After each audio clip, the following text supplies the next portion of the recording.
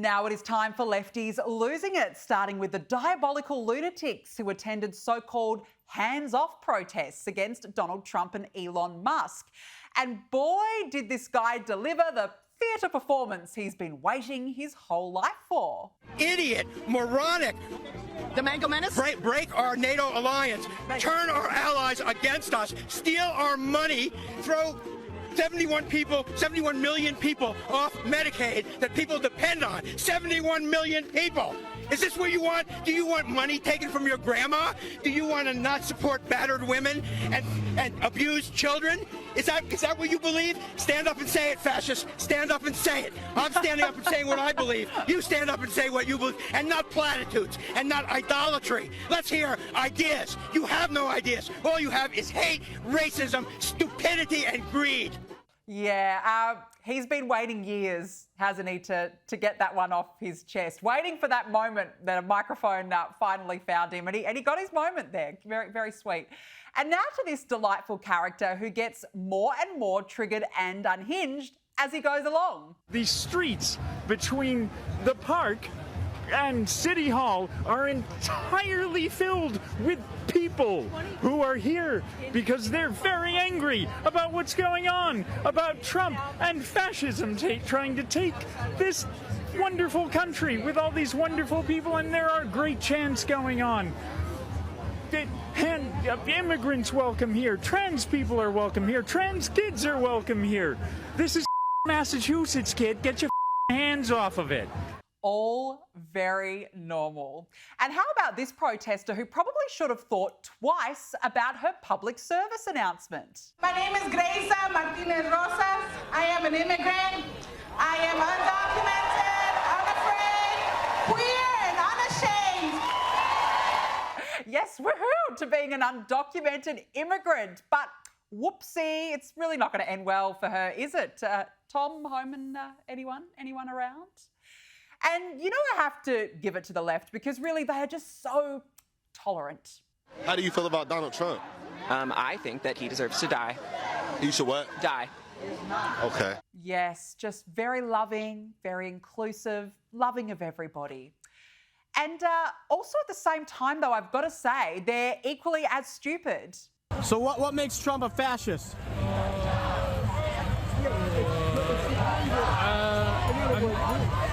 What makes Trump a fascist? He does things without Yeah, talk loud. I don't have my mic on.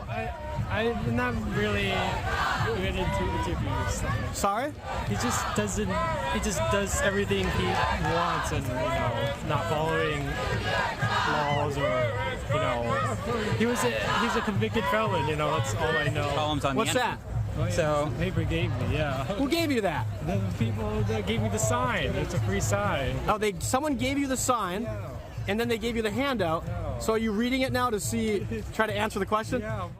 Yes, you know your cause is desperate, don't you, when you have to hand out signs and talking points, because these lefty lunatics clearly have absolutely no idea whatsoever why they're there or who they are or who they're supposed to actually be talking about. Can you explain a little bit for our viewers what this means? Go ahead. Where's your handout? Cacostocracy. Government by the least suitable or competent citizens of a state. Seems to fit, doesn't it? Oh, God, it never gets old. Why are you here? Well, let me just check my script. It never gets old. And now to liberalism, but make it musical. Don't give up. Not yet. Be hopeful. Be happy. There's still tomorrow. Don't give up. Never give up. No, no, no. I won't give up. No, no, no. Let me love you. Let me love you. I won't give up. No, no, no. Never give up. No, no, no. Let me love you. I love you. Wow, American Idol. Eat your heart out. And now to this lefty who has today decided to voluntarily tell us all about going to the toilet. I can't pee in 4% of America right now. So you can't pee in 4% of America. In 4% of America, it is illegal for me to use the men's restroom in government buildings. So, because of the biology bill that they just passed? Yes, because I am biologically female, I cannot use the men's restroom in Florida or Utah. Thank you so much for giving up that information to the world so freely there. And now to the most difficult question apparently in this day and age. What is a woman? Do you think that women have the right to single-sex spaces? Yes, but that needs to include transgender women. But transgender women are male, aren't they? No, transgender women are women. So if transgender women are women, why are they trans? Transgender women are women. If they're women, why are they trans? What makes transgender women? The fact they are transgender. And what does trans mean when it comes before the word woman? So what's your definition of woman then? Anyone who identifies as a woman. So that's a circular definition, so it's not telling anyone what a woman is. Anyone who identifies as a woman is a woman. So on one hand, you think that trans women should be allowed into women's only spaces because they're women, but you also can't define what a woman is? Not by your definition, because I'm not a medical doctor. It's just such a difficult concept, isn't it? It really never gets old. Look, let's try it again. What is a woman? What is a person? What is a woman? A person is somebody who walks the earth that does well for others. But we're at the Women's March. What is a woman? A person is somebody that walks Not a the person. earth and does well for others. Yeah, they're just so triggered, really, really triggered at the prospect of a woman. Now to Kamala Harris, who has emerged after months in hiding, and she's returned with another word salad. And these are the things that we are witnessing each day in these last few months in our country. And it understandably creates a great sense of fear. Because, you know, there were many things that we knew would happen. Many things. I'm not here, so I told you so.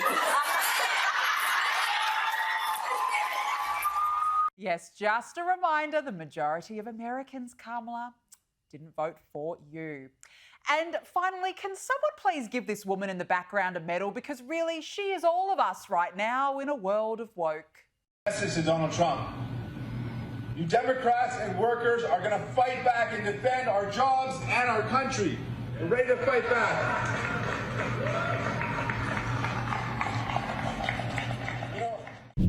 Well, former President Barack Obama has attacked the Trump administration's recent moves to remove certain media outlets from the White House reporter press pool. Here is what he had to say.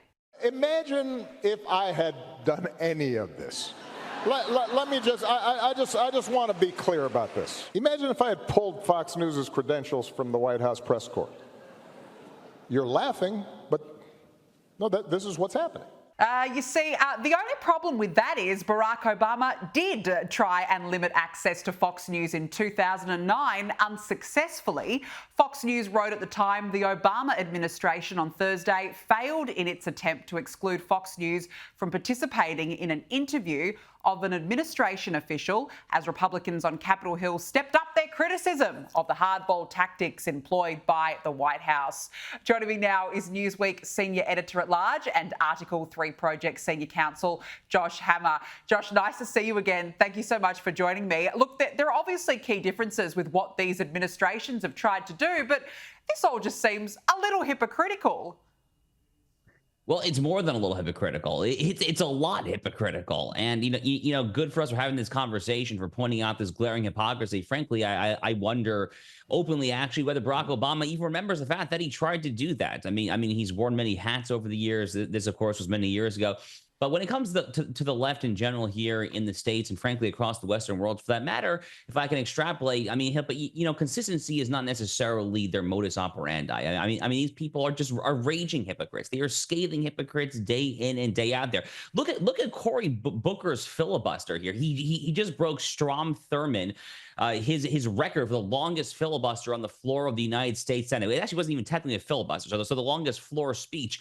But Cory Booker, if you go back and look at his social media history, he was excoriating the filibuster as recently as like a couple of years ago. He was saying that it was a vestige of a racist bygone era when people used to filibuster civil rights there. And now he's literally having the longest speech to break whose record? Oh yeah, the very guy who was filibustering civil rights there. So I mean, there's nothing new under the sun. You know, Democrats here in the States love to do the very things they say were totally gauche and socially nonconformist recently, just a few years ago there. But Barack Obama, the big problem with him is that his agenda is dead. The Barack Obama version of the Democratic Party was on the ballot in November. That version died. So at this point, he's basically just grasping for straws. He's trying to find anything remotely possible to try and remain relevant. Unfortunately, his entire end all for his political being has been rejected now soundly by the American people. Absolutely. And, you know, it's typical of the left, isn't it? It's this do as I say, not as I do attitude that we see time and time again. And that was just on display by Obama. Now, look, Democratic strategist James Carville, he really has completely lost it. He is now claiming that those who cooperate with Donald Trump's administration may be treated the way Nazi collaborators were at the end of World War II. This is what he said. I'm not saying that these people should be placed in pajamas and have their heads shaved, march down Pennsylvania Avenue and spit out. I'm not saying that. But I'm saying that that did happen. Look, and it got more and more unhinged as that podcast went on, Josh. What on earth is he on about? Seriously. So it's actually really sad because James Carville was actually one of the more sane, rational Democrats for a very long time. I mean, he was the mastermind of the 1992 Bill Clinton campaign.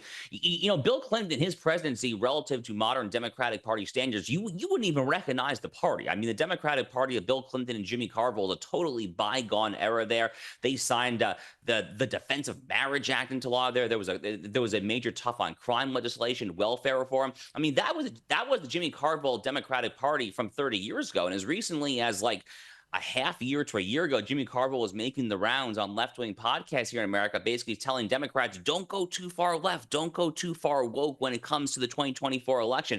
So he was actually a moderately clarion voice of reason, actually, within the broader fold of the Democratic Party. Clearly, though, he just hates Donald Trump. I mean, like so many people who are both Democrats and fake, you know, Trump derangement syndrome induced Republicans there.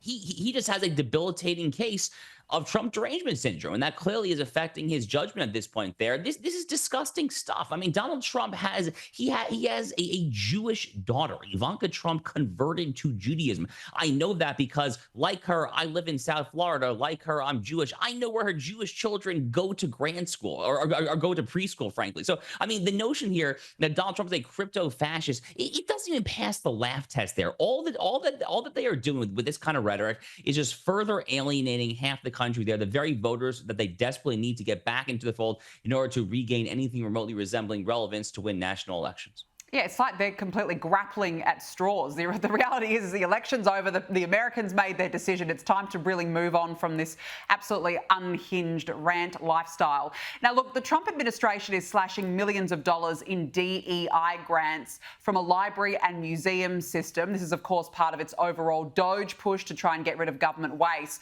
But it's actually cutting $15 million from the Institute of Museum and Library in the form of grants. And one of them being, Josh, have a listen to this, a DEI grant of $265,000 going to Queen's College in New York to conduct a research project on why BIPOC teens read Japanese comic books. Well, thank goodness that we've established that. And aside from the progress DOGE is making, Josh, I mean, what does it say about the nonsense waste in government like this? I mean, how do you not laugh at that, right? I mean, I see a headline like that, and I mean, my first thought, Danica, is, I mean, who thought this was a good idea? I mean, what kind of Mandarin deep in the bowels of the unaccountable deep state in Washington, D.C.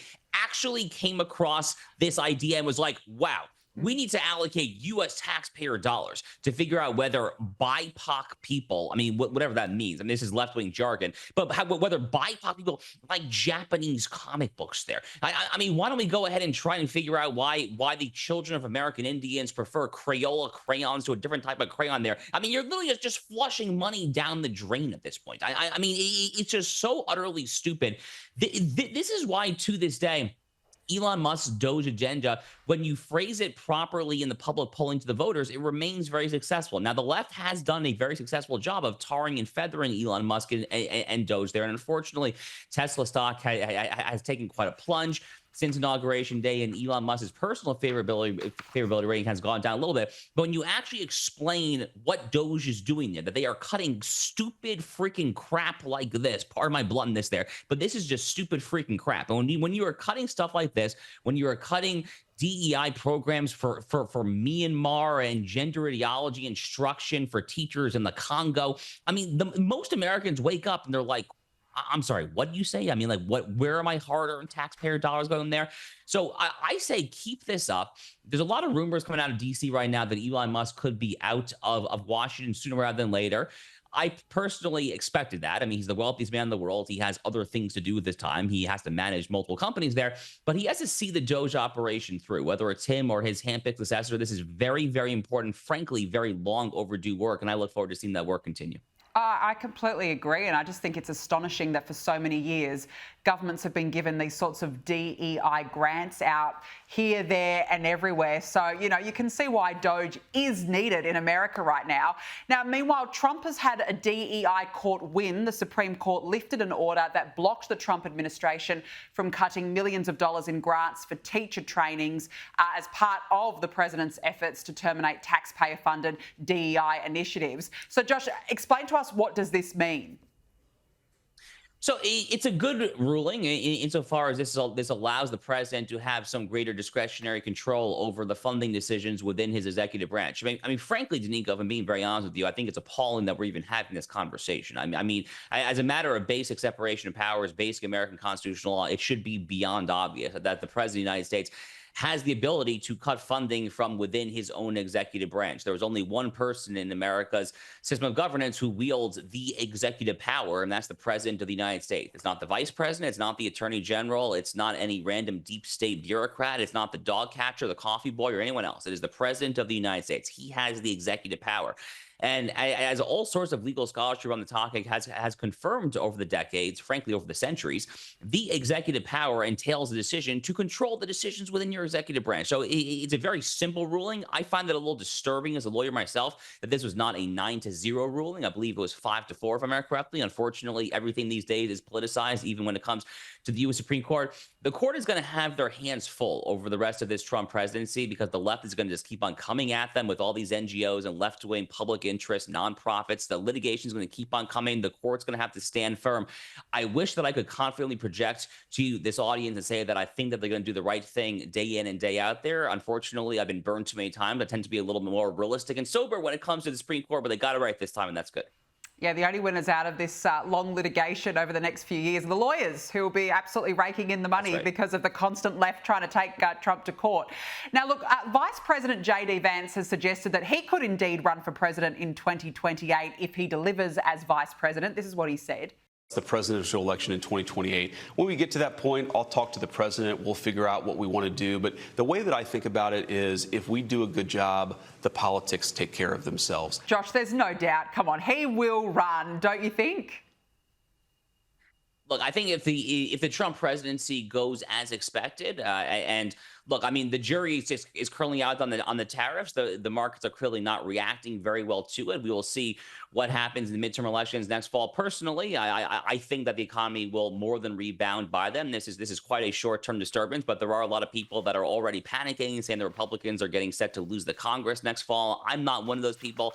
It's a long ways away. Americans have a very, very, very short memory. So to have this kind of chatter in April 2025, a year and a half before the election, strikes me as wildly premature. But all that's to say that if the Trump presidency is a generally successful presidency when it comes to the economy, when it comes to immigration, foreign affairs, all the various important issues there, and I like what I see certainly thus far, then yes, I mean, of course, J.D. Vance is going to run for 2028. I would be absolutely shocked if not. The only possible way that I could see that not happening is if Donald Trump somehow does try to argue some sort of interesting 22nd Amendment constitutional loophole in order to himself run for a third term. That's probably not going to happen, in part because it's kind of legally dubious, if I'm being honest with you. It's not a very strong argument there that it would pass constitutional muster. So assuming that his lawyers don't try to finagle that sort of outside the box thinking, then I think J.D. Vance will run, and frankly, he probably will be the favorite at that point as well. Yeah, absolutely, no doubt. Now, look, in some absolutely fabulous news, I've got to say, Tim Walz apparently will not be running again. Have a listen. Well, I'm certainly thinking about running again in Minnesota if that's what they want. I am not thinking about running in 2028. Josh, what a great relief that is. Yeah, I mean, talk about the least memorable vice presidential running mate ever. I mean, I guess right up there with Tim Kaine with Hillary Clinton in 2016. People forget that Tim Kaine even ran, frankly, for vice president. I mean, Tampon Tim Walz did not exactly make a smoking name for himself on the national stage. I mean, people to this day will remember Tim Walz still properly and rightfully as the man who set the George Floyd riots on a national conflagration. He could have contained that. He could have nipped that in the bud there. Instead, he and his left-wing spouse and all the left-wingers there in the government in Minneapolis and St. Paul, they let the fire spread. They were tacitly and in some ways not so tacitly encouraging the riots to spread. And ultimately, we saw billions and billions of dollars in property damage from left-wing vandals and arsonists and generally just anarchists there in this 2020 horrific summer. So Tim Walz's legacy is terrible. I'm sure that he's frankly not going to be successful if he runs again in Minnesota. I think the voters even there in that center-left state probably had too much of him there. Where the Democratic Party goes from here, I frankly have no idea. I'm just very happy it's not my problem, but I do feel pretty confident saying that Tim Walz is not the future. He's not the past either, by the way. He's not the past. He's not the present. He's definitely not the future. No, I mean, he was completely invisible in the past. Let's be realistic. So thank goodness he's established he won't run again. But look, part of that interview, and I found this particularly interesting, he was asked about Joe Biden's decline, and I thought that his answer was very telling. This is what he said. Don't you think your party needs to acknowledge that President Biden was not up for the job of running for re-election and that this was a major mistake by the He made that Democrats? decision. I know, but you all went along with the idea that he was up for it, and he wasn't. And everybody saw it, and the country rejected it. Yeah, well, look, history will tell us to go back on that. That very well could be the case, Jake. What I'm concerned about is learning from those lessons. I would hope we would never do it again, make a mistake. Josh, learning from those lessons, history will look back on that. I personally took that as an admission. They did know all along that Joe Biden had declined. How do you read that? I read it the exact same way you read it. So this is actually my first time seeing this interview with Jake Tapper. That's pretty astounding stuff, frankly, from Tim Walz there. That is really kind of jaw-dropping stuff that he would basically admit this on national television. It's not really admitting a whole lot because we basically all knew this. But for the guy who was actually, God forbid, who could have been the vice president of the United States to actually go ahead and say that to a very friendly leftist center commentator, in this case, Jake Tapper, that's no small news. The Democratic Party likes to take the moral high ground. They think of themselves as being the morally superior statesmen, the morally superior elected officials, the morally superior human beings in general here in the United States there. But we have not scratched the surface of the who knew what and when did they know it scandal that is going to go on for a very, very long time when it comes to Joe Biden and his decline. But decline is actually a relative term because if you go back and actually look at some of the reporting that's come up, the Wall Street Journal had a very deep dive a couple months ago, for instance, there. If you go back and actually look at the reporting, people say that it was obvious from within the first weeks, the first months of the Biden presidency, going back to the year 2021, that this guy did not have all of his wits about them there. Frankly, go back and look at the footage from even the 2020 Democratic primary, and you compare that to Joe Biden back from 2008 when he ultimately became Barack Obama's vice president. Something clearly happened between the years 2008 and 2020. So by the time that this last year came in 2024, I mean, he was just totally beyond out to lunch. And like I said, we have not even scratched the surface of this there. I expect there to be some sort of maybe even church committee style investigation here when it comes to the United States Senate using their subpoena power. I wanted to see we should not spare anything when it comes to trying to root out what the Biden family knew. When did they know it? Who was making these decisions there? Who was he actually signing the pardons? I mean, these are all very, very, very real questions. And I think the American people want answers. Frankly, they actually really deserve those answers too. Well, no, I completely agree. And actually, speaking of, a former White House doctor is going to be grilled by House Republicans for hiding Joe Biden's decline. This could be a key moment, I think, Josh. This could be the key moment where we find out what that doctor knew and whether or not there was indeed a cover-up. So I look forward to this very much. I mean, look, so medical records we're not going to be able to access, right? We're not going to be able to actually see the literal documents there. We're not going to be able to see the communication that the doctor had with the president, with quote unquote Dr. Jill Biden, because that's just shielded by America's somewhat Byzantine privacy laws, especially when it comes to medical records. But he can certainly speak about it there, and he can basically then put the ball back into Joe and Jill's court and say no. But I mean, what about the chief of staff? I mean, what about like Jeff Zients? I mean, what about the Biden inner circle people there? I mean, I ultimately do want to hear from them. Get them under oath. I mean, get all these people under oath. The Republicans control the United States House and the United States Senate. That means they have the subpoena power. The subpoena power is pretty serious in this country there. You might be able to make some sort of executive privilege argument in order to finagle yourself out of getting a subpoena there, but easier said than done. And courts do not typically look very favorably there because the subpoena power is actually very broad. Frankly, multiple MAGA acolytes like Peter Navarro and my friend Steve Bannon just went to prison because of their quote unquote defiances of a congressional subpoena. So this is very serious stuff there. And I hope the Republicans in both the House and the Senate actually use this power again to try to get to the bottom of this horrible scandal. Yeah, look, I think get your popcorn ready. I really hope we finally get an answer to what went on and who knew what. Josh Hammer, nice to catch up with you. Thanks so much for joining us on the show this evening. My pleasure. Thank you so much.